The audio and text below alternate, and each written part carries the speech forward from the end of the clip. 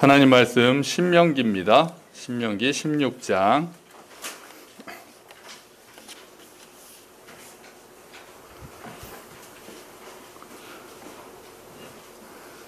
신명기 16장 13절부터 17절까지 말씀입니다.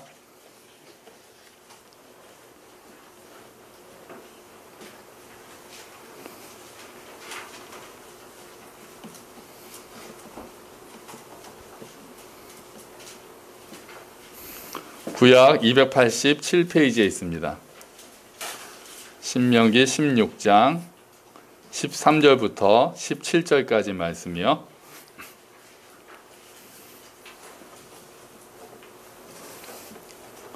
자, 우리 같이 읽어볼까요? 너희 타작마당과 포도주 틀에 소출을 거두어 들인 후에 이래 동안 초막절을 지킬 것이요. 절기를 지킬 때에는 너와 내 자녀와 노비와 내 성중에 거주하는 레위인과 객과 고아와 과부가 함께 즐거워하되 내 하나님 여호와께서 택하신 곳에서 너는 이래 동안 내 하나님 여호와 앞에서 절기를 지키고 내 하나님 여호와께서 내 모든 소출과 내 손으로 행한 모든 일에 복 주실 것이니 너는 온전히 즐거워할지니라. 너의 가운데 모든 남자는 1년에 3번 곧 무교절과 칠칠절과 초막절에 내 하나님 여호와께서 택하신 곳에서 여호와를 배웁되 빈손으로 여호와를 배웁지 말고 각 사람이 내 하나님 여호와께서 주신 복을 따라 그 힘대로 드릴지니라. 아멘. 할렐루야. 아멘. 추석 잘 보내고 계시죠? 잘 쉬시기도 하셔야 되는데 올해 추석이 조금 짧습니다. 아직 시골에 계신 분도 계시고 다녀오신 분도 계시고 또 이제 가실 분들도 계시는 것 같고요. 저희 가족은 아시다시피 양가 부모님들이 다 가까이에 계셔서 일단 매주 뵙잖아요. 매주 뵈서 좋기도 하면서 그래서 저한테 목사님은 편하시겠어요 이렇게 얘기를 하시는데 좋은 가까이 계시니까 명절에 저희가 멀리 갈 필요는 없는 거는 좋기도 하면서 또 한편으로는 있잖아요. 좀 이렇게 좀 멀리 계시는 분을 이렇게 뵈러 가는 어떤 설레임이나 물론 왔다 갔다 하는 일이 힘들긴 하지만 또 이렇게 자녀들과 함께 이렇게 뵈러 가는 마음 그런 거는 또 제가 또 잘 이렇게 경험하지 못한 거라서 그런 면에서는 좀 아쉬움이 있다고 해야 될까요? 차례상 차리는 건 이제 많이 줄었죠. 얼마 전에 또 성균관에서 그 법칙을 하나 발표했습니다. 차례상을 어떻게 차리느냐 가지고 가족끼리 싸움도 많이 난다고 그런 이야기가 있더라고요. 그래서 규칙이 차례상 차릴 때 여러분 규칙 아십니까? 저도 성균관에서 나온 이번에 새로 그 준칙 표준안을 내면서 알게 된 것들이 있는데 이런 말들이 있더라고요. 홍동백서, 어동육서, 동두서미 이거 말고도 몇 개 더 있거든요. 그래서 이게 뭔 소린가 했더니 홍동백서가 뭡니까? 빨간 과일은 동쪽에, 그러니까 오른쪽을 얘기하더라고요. 빨간 과일은 오른쪽에, 하얀 과일은 서쪽에 놔라. 이런 규칙이 원래 있었다고 그러고요. 그럼 어동육서는 뭘까요? 물고기는 오른쪽에, 생선은 오른쪽에, 고기는 왼쪽에 놔라. 저 이런 게 있는지도 사실은 몰랐습니다. 그럼 동두서미는 뭐게요? 동두섬이요. 생선을 놓을 때도 머리는 오른쪽으로, 꼬리는 왼쪽으로. 이런 것들이 또 조율이시. 그래서 그런 것들 또 몇 가지가 더 있는데 이제 복잡해서 뺐습니다. 이렇게 복잡할 거예요. 그래서 이제 성균관 이름이 정확하게 성균관 의례 정립위원회더라고요. 사실상 표준화 방안을 발표해가지고 이제 음식은 9가지 정도로만 하고. 또 이런 얘기도 있습니다. 전을 붙이지 말라는 얘기도 기사 보셨나요? 기름에 지진 음식을 차례상에 올리는 것은 조상에게 예가 아니라는 옛 문헌이 또 있다라면서 이제 와서 아니 수백 년을 전을 지지면서 잔치는 전 냄새지 이러면서 기름 냄새가 나야지라고 하면서 또 전 붙이는 게 제일 힘들잖아요. 그런데 이제 와서 전을 붙이는 것은 조상께 예가 아니라는 문헌이 하나 또 떠오르기도 하고요. 그러면서 이제 홍동백서, 어동육서 이런 거 이제 하지 마라. 이런 거 할 필요 없다. 그러면서 얘기를 하는 게 가족 간에 합의해서 그렇게 하면서 이런 얘기를 하더라고요. 명절 증후군에 대한 죄를 유교가 뒤집어 쓰는 게 마음에 들지 않는다. 부당하다고 생각한다. 뭐 명절 증후군이니 이런 차례상이 복잡한 거를 유교가 다 뒤집어 쓰는 것은 옳지 않다라고 하면서 이런 걸 발표했다고 그러더라고요. 댓글이 제일 많은 게 뭔지 아세요? 이제 와서입니다. 이제 와서. 이제 와서라는 댓글이 제일 많다고 그러더라고요. 그러면서 그 위원장, 그 성균관의 그 의례 정립 위원장은 개인적으로는 치킨이나 피자를 상에 올리는 것도 괜찮다고 생각한다. 아주 파격적인 유림이 들고 일어날 만한 발언을 했습니다. 유림들 무섭습니다. 유림들 어르신들 또 이렇게 화가 나시면은 가시랑 다 이렇게 의관 정제하시고 여기 청와대 앞에 가서 옛날엔 청와대 앞에서 막 곡하시고 막 그런 거 있거든요. 예전에 그 동성 동본 결혼을 합헌으로 할 때 제가 이제 학교 다닐 때였던 것 같아요. 그때 제 학교 다닐 때 교수님께서 그거를 주창을 하셨던 분인 거예요. 그 법적으로 그걸 합헌을 하자고 그러면서 저희한테 그 에피소드를 하나 말씀해 주시는데 유림이 던진 잿더리에 머리를 맞았다고 그러시더라고요. 어르신들이 진짜 시골에서부터 어르신들이 갓쓰고 막 의관을 정제하고 청와대 앞에 와서 막 나라 망했다고 막 고고를 하시고 또 학교로도 막 오시고 그래가지고 잿더리 던진 거 이렇게 그 공청회 같은 거 할 때 맞았다고 그러면서 이렇게 잃었다고 그러시더라고요. 이런 간소화라는 것들이 또 마음에 안 드시는 분들도 계시는 것 같죠. 아무튼 명절이라는 날에는 가족들이 모여서 즐겁게 보내자가 원칙 아닙니까? 그게 원래 주된 이유잖아요. 명절이 있는 것 자체가. 그럼 명절의 의미가 이제 어떤 게 있는가? 그 이스라엘도 명절이 우리가 알다시피 크게 있습니다. 3대 명절이 있죠. 뭡니까? 6월절, 77절, 초막절. 6월절은 어떤 날입니까? 이스라엘이 이집트로부터 해방됐던 날을 기념하는 날이 6월절. 77절은요. 여름에 곡식을 추수하는, 밀을 추수하는, 여름에 추수하고 나서 감사를 드리는 게 77절. 그리고 초막절은 가을에 추수를 하고 나서 감사를 드리는 것이 이제 초막절입니다. 이 세 명절 때 우리가 방금 읽었듯이 성경 말씀 읽었듯이 남자들은 예루살렘으로 모여서 명절을 지켜라라고 하나님께서 명령하셨습니다. 그러니까 1년에 3번이죠. 우리는 보통 설에 한 번, 추석에 한 번 이렇게 시골로 가서 부모님을 뵙고 오는데 이스라엘 백성들은 오히려 거꾸로 명절이 되면은 성전이 있는 예루살렘으로 오는 게 이제 그 규정이었던 거예요. 하나님께 와서 예배를 드리면서 명절을 보내라. 물론 집에서는 축제가 벌어지고 있습니다. 자, 이렇게 명절을 보내라고 하실 때 의미가 어떤 게 있겠습니까? 첫 번째는 감사하라는 겁니다. 감사. 하나님을 기억하고 감사라는 거죠. 17절에 보면은 너희가 모일 때 17절에 보면은 모일 때 빈손으로 오지 말고 내 하나님 여호와께서 주신 복을 따라서 힘대로 드려라. 복을 따라 힘대로 드리라고 했으니까 복을 많이 받고 소출이 많고 재산이 많은 사람은 하나님께 더 많이 드리고 그렇지 못한 사람은 또 적게 드리더라도 내 힘대로 하나님께 드려라. 받은 은혜에 감사하라 하는 것이 첫 번째 의미가 될 수 있는 거죠. 도시에 사는 우리들은 아무래도 자연의 영향을 덜 받잖아요. 그런데 시골에서 농사를 지으시는 분들은 하늘에 늘 감사하는 마음을 가지고 있다고 합니다. 우리나라도 하나님과 관계없이 우리나라도 전통적으로 당연히 그랬고요. 지금처럼 과학기술이 발달하지 않았을 때는 하늘에 자연에 의지하는 경우가 더 많았겠죠. 또 아무리 또 준비를 잘하고 노력을 하더라도 태풍이 와서 다 쓸어가 버린다거나 또 비가 너무 많이 온다거나 오히려 또 반대로 비가 안 온다거나 하면은 너무나도 이제 힘든 그런 일들을 보냈잖아요. 그러니까 추수 때가 되면은 올해도 무사히 또 넘어갔구나. 올해도 이렇게 수확할 수 있게 되었구나. 이런 것들을 통해서 감사하면서 모였던 것이 명절이고 항상 동네마다 이제 하늘에 제사를 드리는 일들을 했다고 합니다. 하나님께서 천지를 창조하시고 다스리고 계신다는 것을 믿는 우리들은 하나님께서 이 모든 것들을 하셨다고 고백하죠. 주보에 보시면은 시편 65편 9절 10절 말씀이 있습니다. 제가 읽어드릴게요.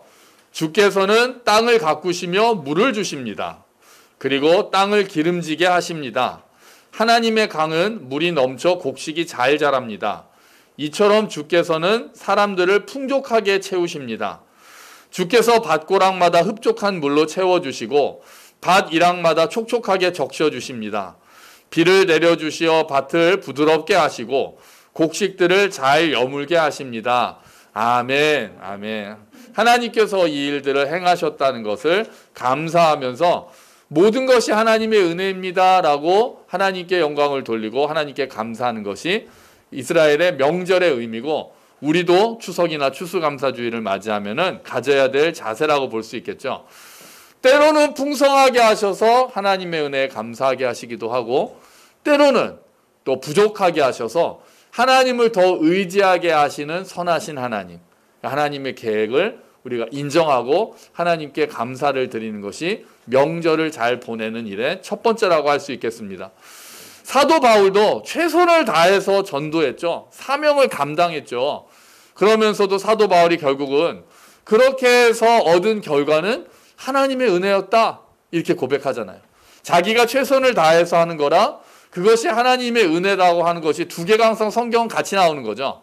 한쪽 말에서 하나님의 은혜면 다 되니까 나는 아무것도 안 해, 이것도 아니고 하나님 없이 내 힘으로 한 것도 아니라고 성경은 두 가지를 다 이야기를 합니다.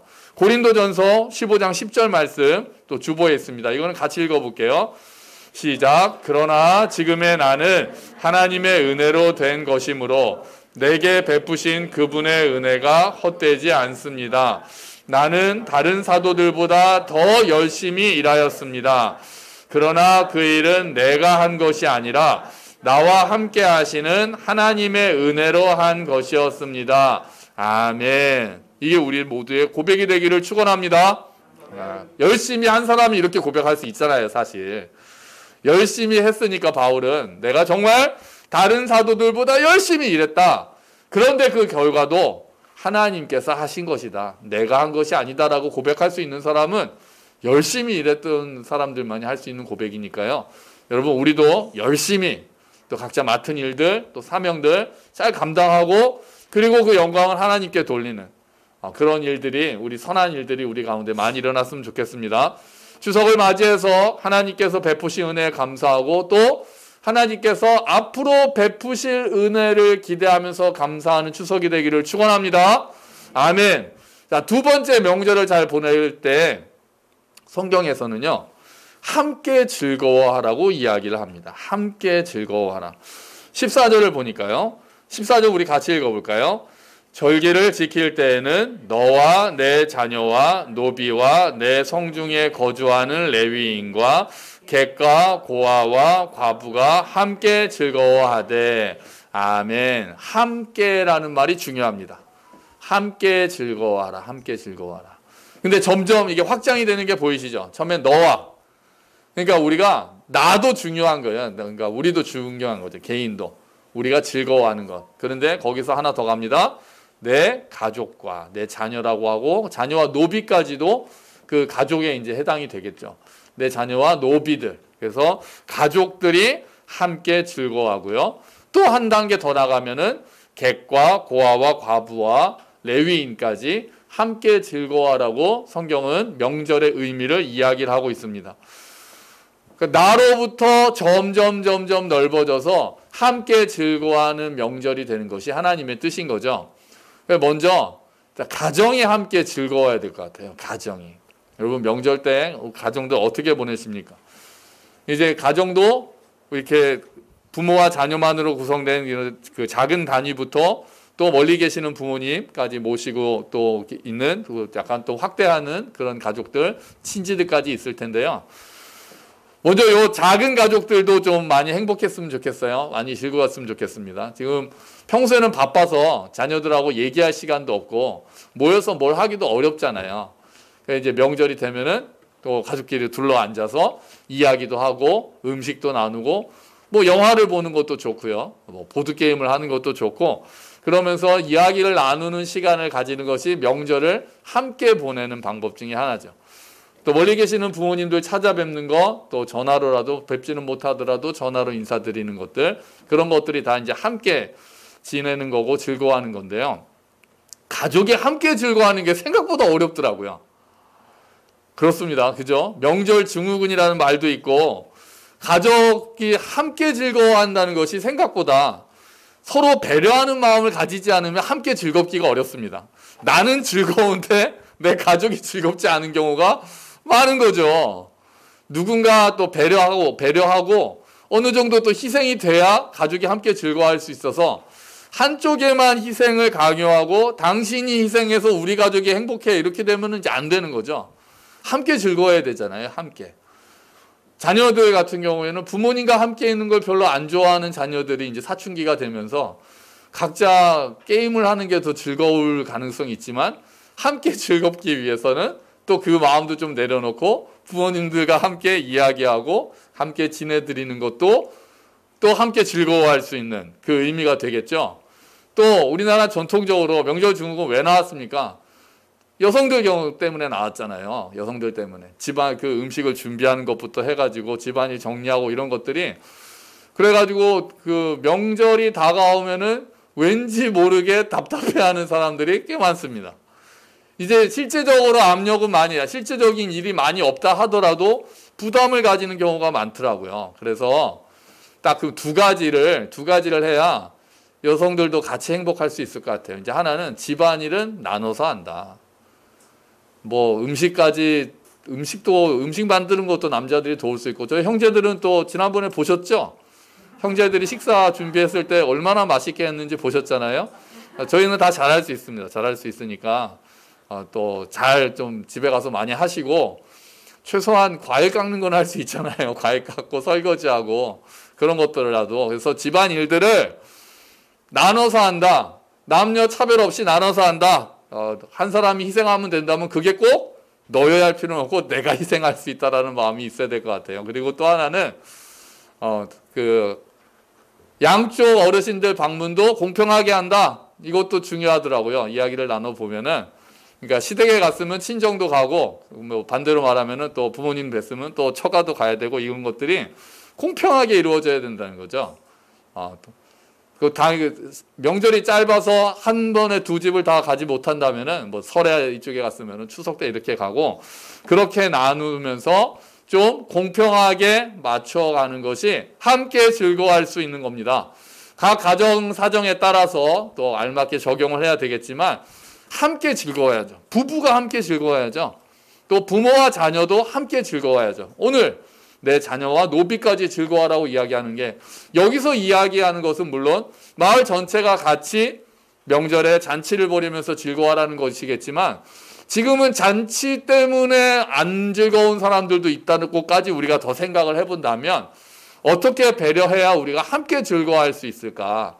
자녀를 배려하고 남편을 배려하고 아내를 배려하고 부모님을 배려하고 이런 모습들이 고민을 해야 함께 즐거워할 수 있는 길을 그런 명절을 만들 수 있다고 생각을 합니다. 그 다음에 즐거움의 지경이 넓어져야 합니다. 즐거움의 지경이. 우리 가족만 즐거운 것으로 그치지 말고 오늘 성경도 정확하게 얘기하잖아요. 명절이 되면은 객과 고아와 과부와 그러니까 나그네죠. 그리고 이제 레위인까지. 그 당시에 이제 레위인들이 땅이 없었으니까요. 이렇게 명절이 되면은 그 국민일보에 보면은 그 기독교 란이 있거든요. 보면은 대단한 교회들이 있습니다. 예를 들면은 외국인 노동자들을 불러 모아서 추석이나 이럴 때 잔치를 해가지고 고향 음식들 또 외국인들이 와가지고 고향 음식들을 만들면서 즐겁게 할 수 있도록 돕는 교회도 있고요. 얼마 전에 또 요즘에 약간 이슈가 되고 있는 영역의 사람들이 있습니다. 뭐 항상 우리가 어려운 분들은 많지만 그 시설 보호 종료 아동이라고 들어보셨나요? 그러니까 보육원 같은 곳에 있다가 성인이 되면은 나가야 되잖아요. 나가서 자립을 하기가 어려운 거죠. 보육원에서 나온 다음에 기댈 어른이 없고 나라에서 뭐 몇십만 원씩 이렇게 매달 몇 년 동안은 지원금을 준다고 하는데 그걸로 어디 방 한 칸 마련하기도 어렵고 이제 어려워서 얼마 전에 이제 학생이 한 명 이제 죽었잖아요. 극단적인 선택을 했고 그렇게 하면서 아직 읽을 책이 더 많이 남았는데 이렇게 그 간단하게 유서를 남기고 이제 극단적 선택을 했죠. 그래서 지금 그런 학생들, 청년들이죠. 그러니까 시설에서 보호가 종료된 청년들을 또 교회로 초청을 해서 함께 또 명절 음식을 나누는 그런 교회들도 봤습니다. 그러니까 교회들이 그런 일을 한다는 거. 그래서 우리 교회는 또 앞으로는 어떤 일을 할 수 있을까 또 생각을 해보게 만들고요. 아까 우리 광민 형제가 기도할 때도 이제 잘 기도를 해주셨는데 우리 교회가 다음 주부터 이제 반찬 봉사를 시작을 합니다. 그러니까 혼자 사시거나 그러니까 반찬을 만들기가 어려우신 어르신들 명단을 저희가 이제 10가정을 주민센터로부터 소개를 받았어요. 그러니까 이제 그런 거를 소개를 받고 우리가 다음 주부터 한 달에 2번, 이제 2번씩 우리가 이제 반찬을 만들어서 가져다 드리는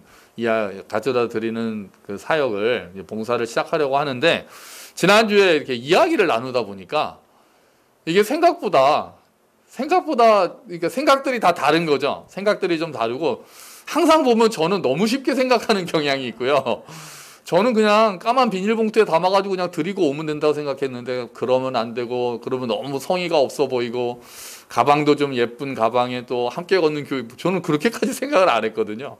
너무 쉽게 생각을 해서 그렇게 했나 보다 하는데 또 그렇게 조금은 더 갖추어서 좀 더 성의 있게 정성스럽게 보이도록 해야 되고 또 10가정을 우리가 한 달에 2번씩 그렇게 방문을 한다는 것에 대해서도 그러니까 이렇게 그렇게 꾸준히 그렇게 한다는 것, 또 그분들에게 그래도 또 문안 인사라도 한다는 것에 대해서 좀 여러 가지 생각들, 좀 부담스러워 하시는 분들도 있고, 이제 많은 생각이 있더라고요. 그래서 이게 말씀드리면, 그러니까 너무 무겁게 생각하면 올해 우리가 할 수가 없습니다. 너무 무거운 마음으로 하면은. 그냥 가벼운 마음으로 시작하셨으면 좋겠고, 우리 교회가 10가정, 뭐 사실 마음 먹으면은 저 혼자 10가정 그냥 한 바퀴 싹 돌고 오는 거는 뭐 하루도 안 걸립니다. 뭐 반나절도 안 걸리죠. 가서 전해드리고 인사하고 하는 건 이제 어렵지 않은데 그래도 이왕이면은 이제 우리가 시작하고 가서 어려운 이웃들에 대해서 우리가 관심을 가지고 우리가 돕는다라는 마음으로 이제 관계를 맺는다 이런 이야기들을 했더니 너무 막 부담스러워 하시기도 하는데 그렇게 뭐 어렵게 우리가 부모님 모시듯이 그렇게 해드리지 못하더라도 우리가 그냥 일단은 반찬을 드리면서 그냥 맛있게 드세요라고 인사하는 것으로 시작한다고 생각하면은 좀 부담이 덜해지지 않을까 생각을 해요. 어쨌든 시작하고 지속한다는 게 중요하고요. 하나님께서 이 일들을 통해서 앞으로 어떻게 우리를 인도하실지는 우리가 알 수 없는 거죠.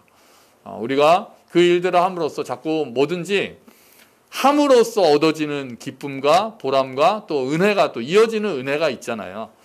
이런 거 저런 거 다 해가지고 너무 겁먹고 하지 않으면 또 얻지 못하는 은혜들이 있단 말이죠. 이제 우리가 시작을 하면 어떨지는 잘 모르겠습니다. 뭐 제 생각에는 생각보다 아주 쉽게 할 수 있을 것 같다는 생각은 드는데 그 과정을 통해서 하나님께서 사회가 함께 즐거워하는 것이 명절뿐 아니라 하나님의 마음이고 우리만 행복한 것으로 그치지 않고 자꾸 언제나 우리보다 어려운 사람들에 대해서 생각하는 마음을 가지는 것이 하나님의 뜻이라는 것을 우리가 안다면 우리가 이 일도 기쁨으로 이제 감사함으로 우리가 감당할 수 있을 거라고 생각을 합니다.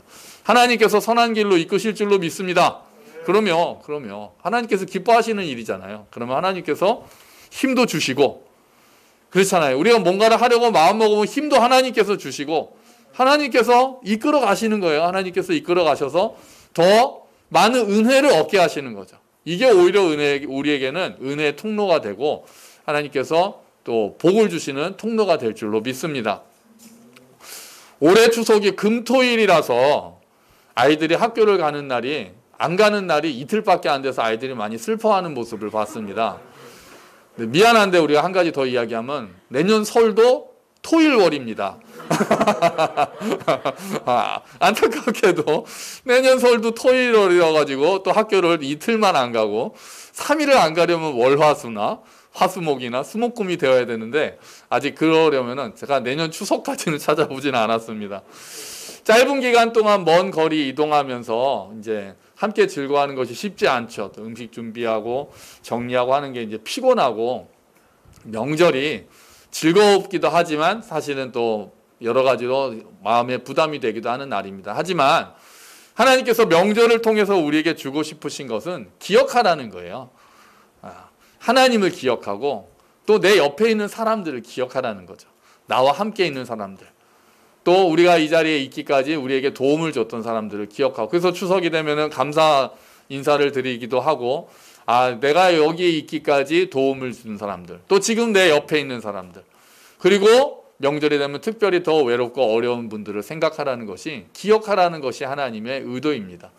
그래서 하나님께 더욱 감사하는 거죠. 하나님께서 하신 일들을 기억하면서 하나님께 감사드리고, 내 주변에 있는 사람들을 기억하면서 사랑을 베푸는 것, 그게 명절을 잘 보내는 지혜일 것입니다. 지금 이제 내일하고 오늘 이제 오후하고 이제 하루 반 정도 남았는데요. 남은 기간 동안 가족이 행복하시기를 축원합니다. 네, 함께 즐거워하는 시간이 되고, 또 우리가 다음 주부터 있을 또 반찬 봉사를 통해서 조금이라도 우리 교회가 끊임없이 어려운 이웃들을 하나님의 마음으로 돌보는 일에 또 감사함으로 동참하게 되고, 그 일들을 통해서 우리가 더욱더 하나님의 은혜를 경험하는 저와 여러분이 되시기를 주의 이름으로 축원합니다. 아멘. 우리 같이 기도하자. 하나님, 명절을 주셔서 우리가 기억하게 하십니다. 감사하게 하시고, 주님, 우리가 또한 함께 즐거워하는 명절이 될 수 있도록, 우리가 나눌 수 있도록 주님 도와주시옵소서. 함께 기도하겠습니다.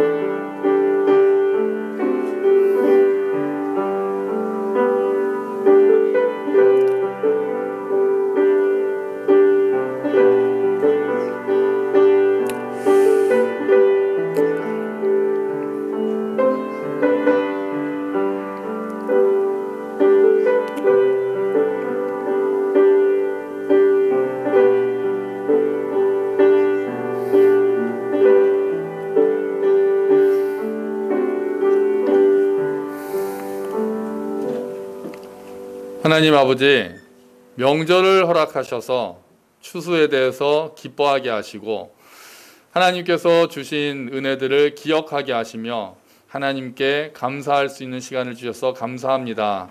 주님, 우리가 이 명절을 맞이하여 가족들이 함께 모입니다. 함께 즐거워하는 명절이 되도록 주님 은혜를 베풀어 주시옵소서. 배려하고 또 서로를 돌보고 서로에게 신경을 쓰고 서로를 격려함으로 함께 즐거워하고 함께 하나님을 기억하고 하나님께서 하신 일들을 기억하고 하실 일들을 기대하면서 마음껏 즐거워할 수 있도록 도와주시옵소서. 주님 또한 우리의 즐거움이 이웃으로 번져갈 수 있기를 기도합니다. 하나님, 명절이 되면 특별히 더 외롭고 어려운 분들 우리가 생각할 수 있게 하시고, 우리가 구체적으로 다음 주부터 반찬 봉사를 시작하려고 하는데 이 작은 일들이 우리에게 부담으로 오는 것이 아니라 하나님의 은혜의 통로가 되는 기쁨으로, 또한 이 일들을 통해서 우리가 더욱 힘을 얻고 우리가 더 큰 은혜의 통로가 되는 기회가 될 수 있도록 주님 은혜를 베풀어 주시옵소서. 감사합니다. 주님, 이 모든 말씀 예수 그리스도의 이름으로 기도합니다. 아멘. 우리 다 함께 자리에서 일어서셔서 주기도문